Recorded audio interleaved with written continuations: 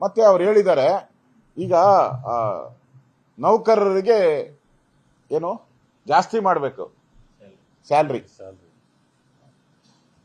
ಆಮೇಲೆ ಪೆಟ್ರೋಲ್ ಬೆಲೆ ಡೀಸೆಲ್ ಬೆಲೆ ಜಾಸ್ತಿ ಆಗ್ಬಿಟ್ಟಿದೆ.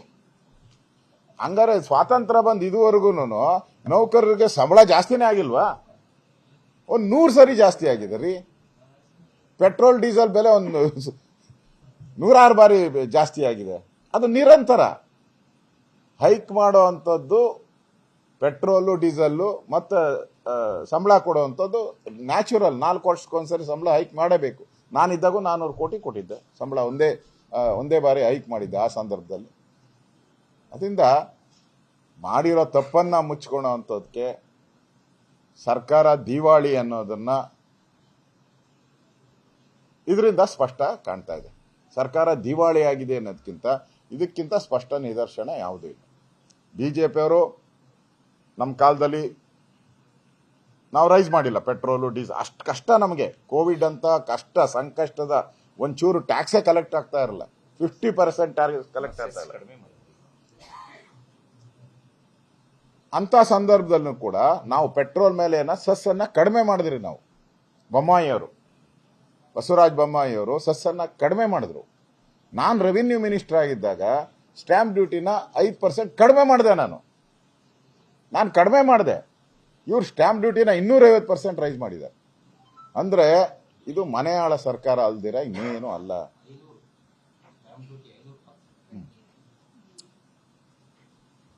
ಸರ್ಕಾರ ಪಾಪರ್ ಆಗಿದೆ.